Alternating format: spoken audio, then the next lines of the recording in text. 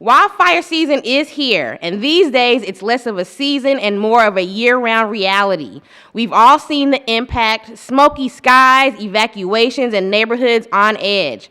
But here's the truth: we are not powerless. The more we prepare, the safer that we are.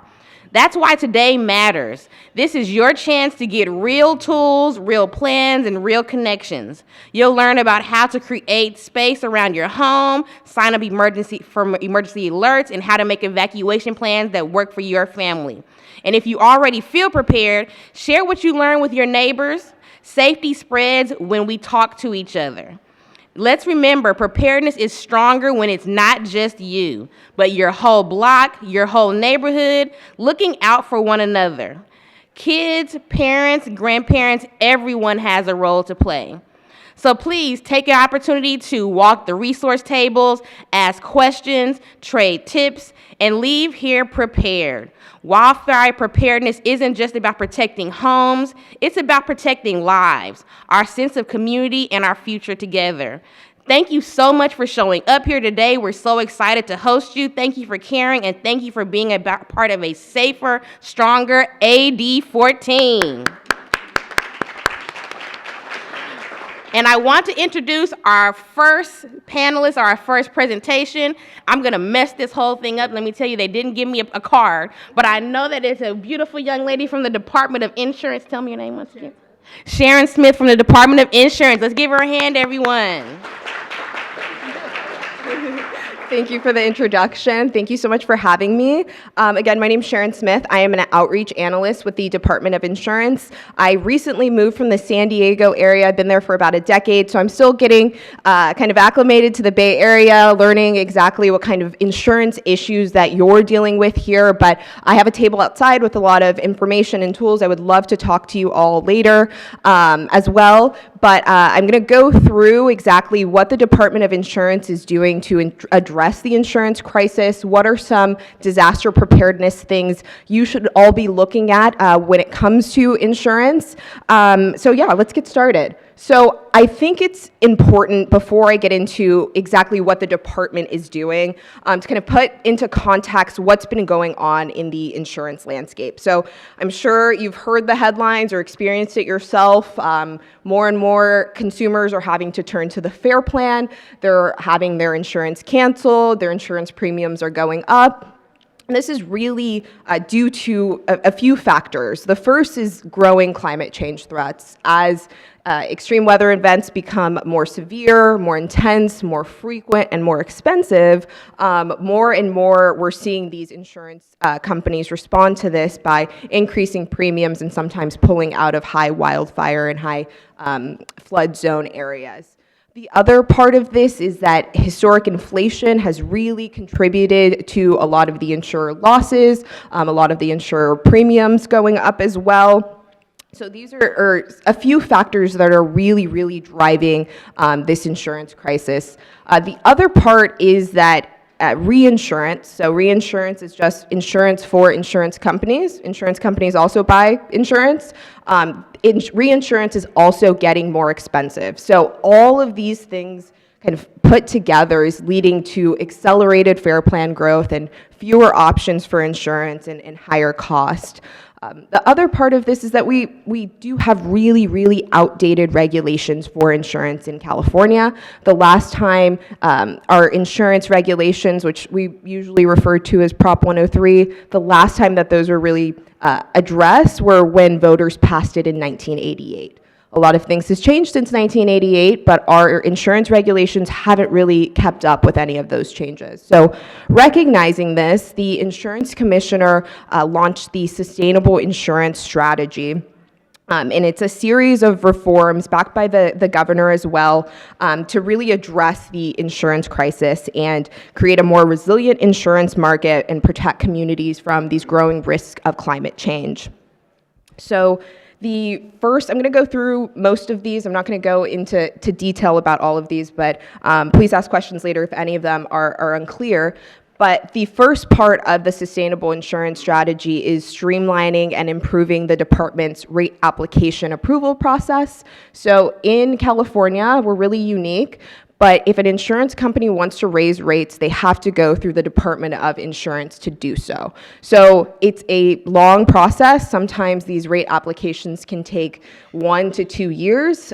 This has led to a really long delays in getting insurance premiums to kind of be where they need to be. So we're doing a lot on the back end at the department to kind of streamline this process.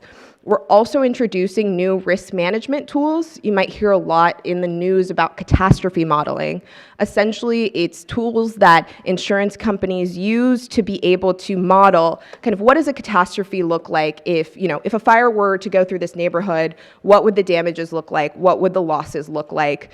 This is something that every other insurance company is able to use, and every other state. California is the only state that doesn't allow for this catastrophe modeling. So we changed those regulations to allow for this and give insurance companies, it allows insurance companies to basically more accurately assess risk, and it also takes into account mitigation that homeowners are doing. Right now, homeowners are saying, hey, I'm spending $10,000 on, enclosing my eaves or doing zone zero, whatever it might be, but they're not seeing that in their premiums, they're not seeing that in their underwriting, and catastrophe modeling really attacks that kind of, discrepancy there. So allows insurers to really take into account all the mitigation you've done in your home, all the mitigation that's being done in the community, and assess risk more accurately.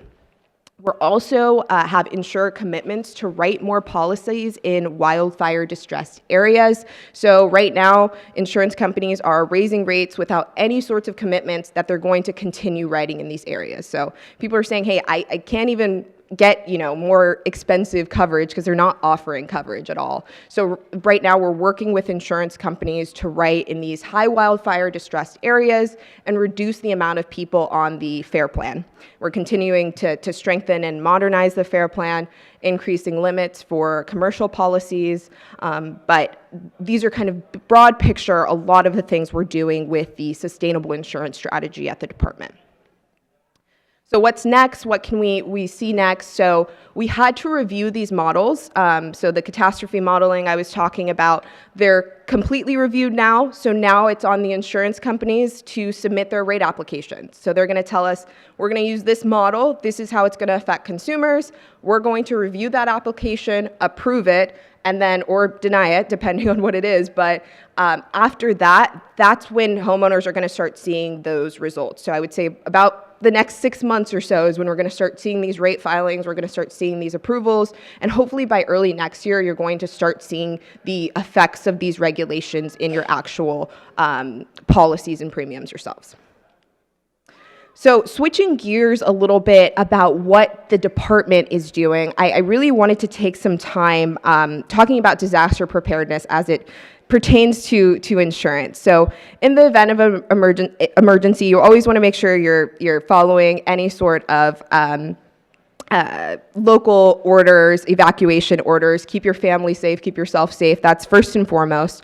But if time allows, make sure that you're taking your insurance policy. This really should be something you do before a disaster, but make sure your insurance policy is somewhere that you can access it readily. So after a fire, it might be really difficult to get those documents. So have it in cloud storage, have it in your email, have a copy of your policy somewhere available. That's usually really important so you can take those first steps for your claim. The other part is to have a full inventory of your possessions. I know it's tedious, but it is something you really want to do. I have a home inventory guide flyer out there. Please grab one. But you want to make sure that you document every single thing after a loss because insurance companies are going to ask for it. So it's better that you have documentation of it before a disaster as opposed to after and you're trying to recall all the things you might have lost. So there's apps that do this. You can look at the NAIC, which is the National Association of Insurance Commissioners. They have an app. You can scan barcodes. You can take pictures. It's a really great application to take inventory. You can also just go around your house, take a recording of all the things in your house. Just have something so that you have a full inventory of the things that you own.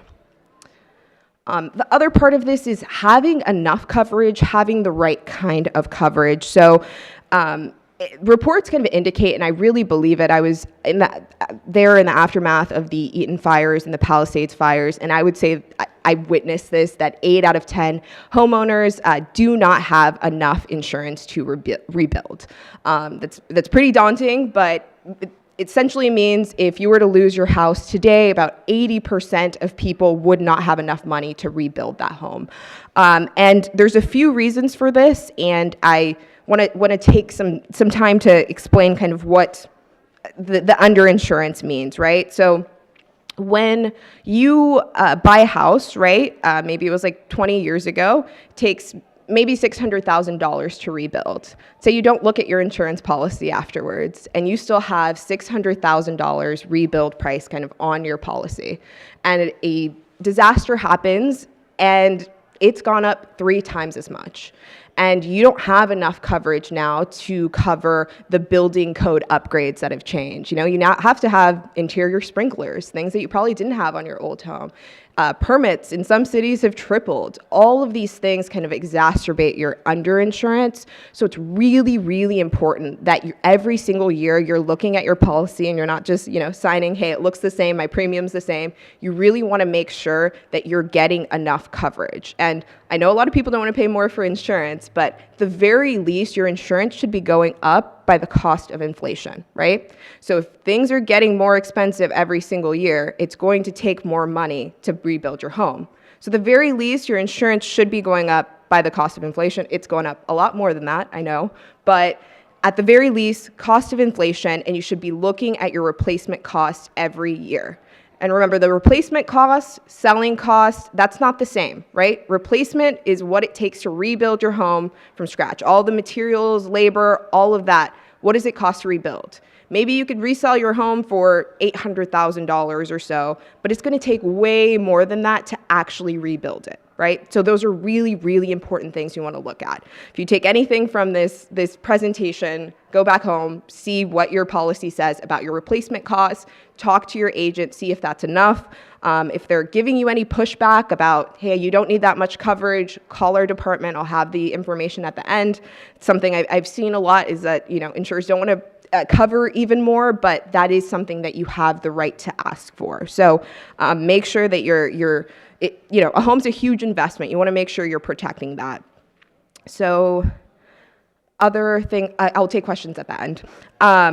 Other thing that I wanted to kind of end on was tips for finding insurance. This has been a huge issue as more and more insurance companies are dropping policyholders. What are the things you want to do and look for? So if you get a non-renewal, the first thing you want to do is contact your insurer. Ask them if there are any specific steps that you can take to retain your coverage. By law, they have to tell you. So in 2019, there was a regulation passed where an insurance company, again, by law, has to tell you what are the steps that you can take to retain your coverage and also what your wildfire risk score is. If they tell you, hey, we don't do that, I don't know what that is, call our department because they absolutely should be giving you that information. So you have the right to know your wildfire risk score 4 separate times. So if you got non-renewed, definitely ask for your score. If you're applying for a new policy, ask for your score. If you've done any mitigation on your home, say you do zone 0, you get a new roof, whatever it might be, you can ask for your wildfire risk score. So again, ask for that. That is information that you are able to have and that you are legally, that insurance companies are legally obligated to give you. So definitely that's a great first step, knowing what the steps you can take to retain your coverage and asking for that score. The other thing is you want to make sure to check the dates. The insurance company has to give you at least 75 days before your policy expires. So they have to give you some time to actually look for another insurer, make any adjustments to your home, but they have to give you those days. A lot of times they'll give you a 30-day notice, 60-day notice. That's not sufficient. Our department has been able to get those non-renewals rescinded. So that's a good important note. It has to be at least 75 days. And then if you talk to your agent, they're not able to find you any sort of insurance on the admitted marketplace, that's when you could go into the non-admitted lines. These are your surplus lines. These are lines that are not the same as your State Farm and your Travelers. They're not backed by something called the California Insurance Guarantee Association, meaning if State Farm were to go under, they're paying into this fund so that your claim is going to get paid out. You have that guarantee. That's something that all these admitted insurers are paying into so that policyholders, if anything were to happen, they're going to be made whole. You're going to have your claim paid out. The unadmitted insurers, they don't have this guarantee. They're not regulated the same way by the department. I'm not saying don't have a surplus line, because sometimes you don't have much of a choice, but it's just important to note that they're not backed by this guarantee. So the surplus line market is there, again, in case you're not able to find something from the larger admitted carriers.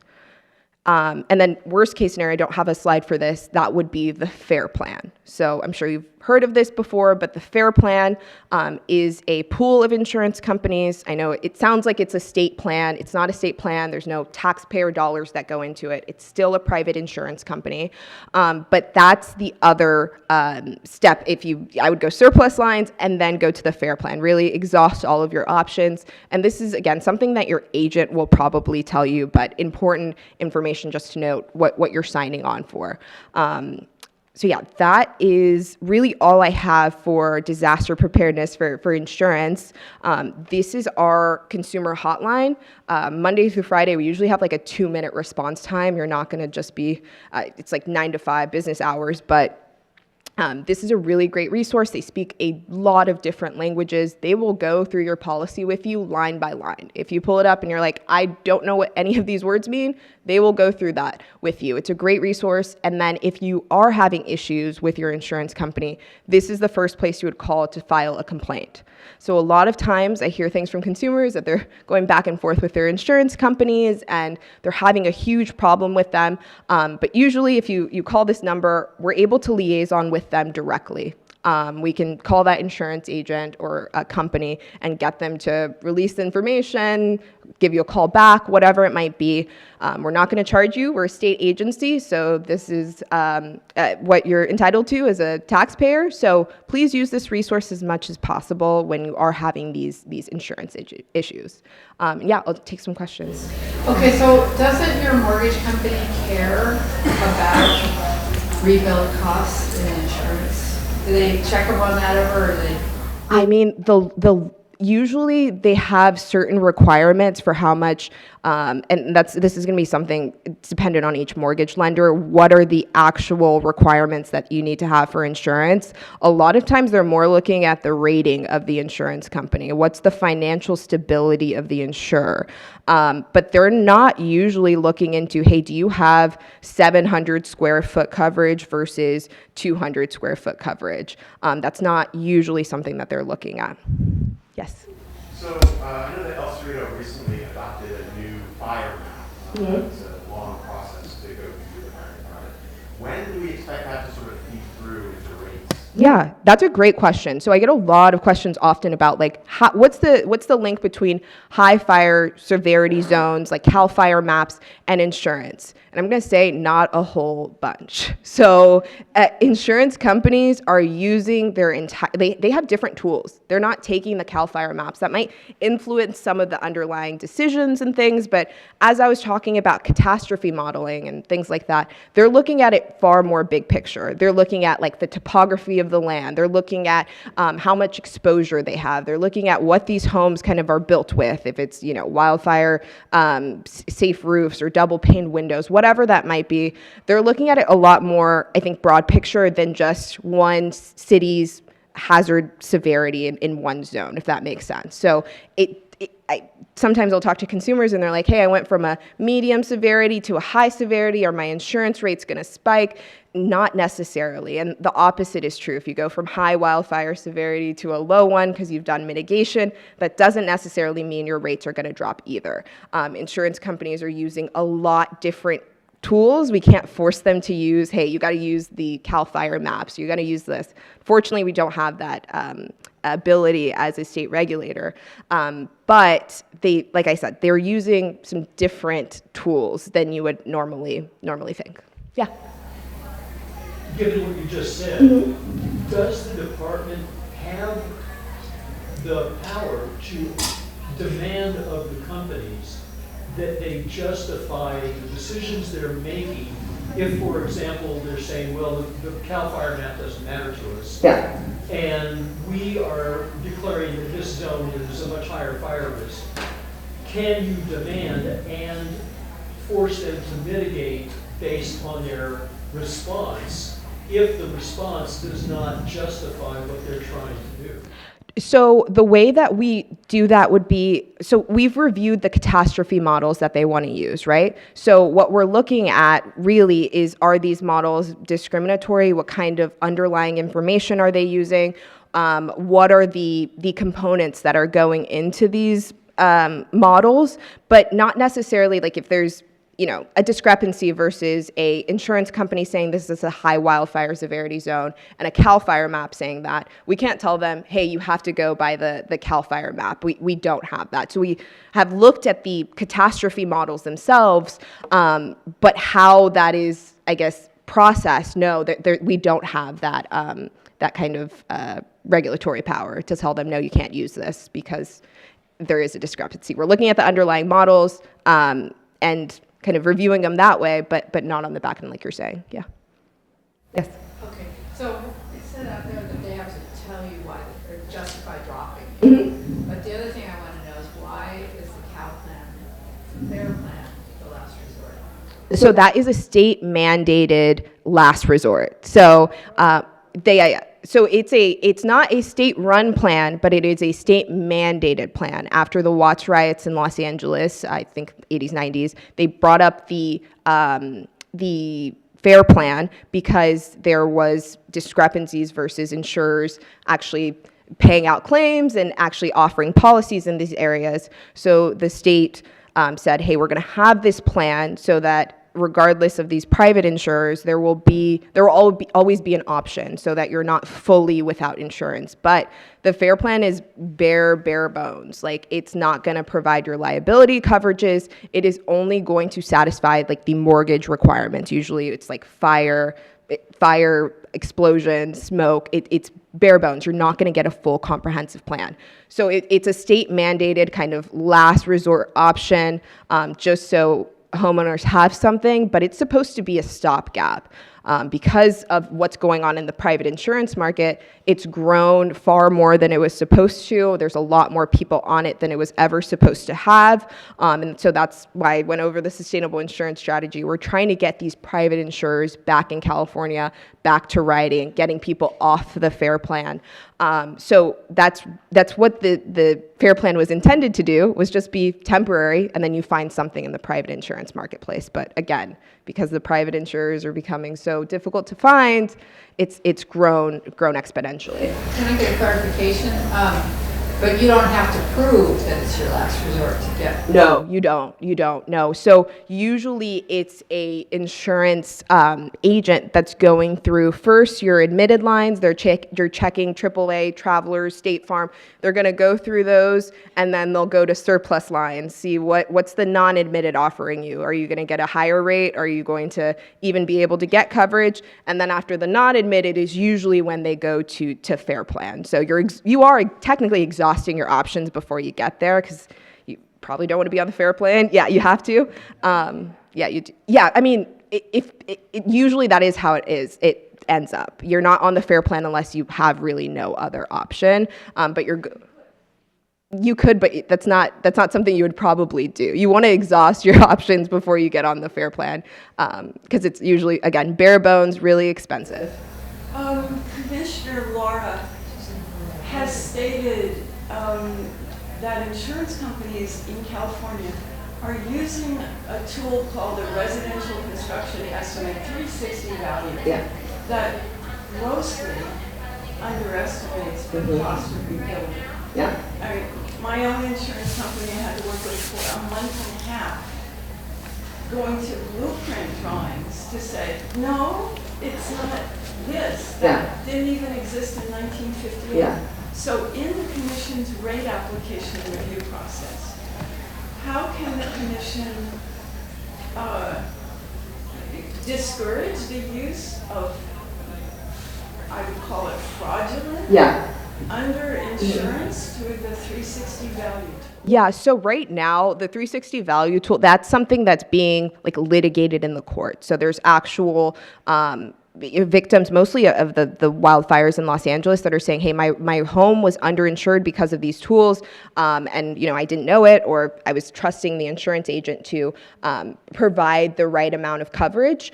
So that's something that's being litigated right now. So we'll see kind of what that looks like. As far as rate applications and what tools that they use, I'm not sure if that's anything that's really that's being denied right now based on using 360. So we'll see what it looks like courts-wise, see if that's something that translates, but it does bring up an important point.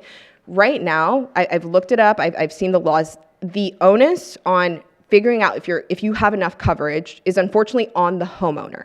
So if you are undercovered or you don't have enough coverage, right now that kind of falls on you, which is unfortunate. You're not an expert on building homes. Like it is unfortunate, but that is right now how it is. So that's why it's really important to look at your policy, call them, call our hotline, ask what your coverage is, maybe get a quote from a contractor. What does it look like? Get a second opinion, go to a different insurance company, see what they're quoting you for on rebuilding. It's unfortunate how much work it kind of lands on the homeowner to do. And again, this is something we'll see play out in litigation if this changes, but just for your own knowledge, please, please, please look at your coverage, make sure that it's more than 150 a square foot, because right now that's very, very low for rebuilding. Yeah. Right, and that's all I have. Thank you so much.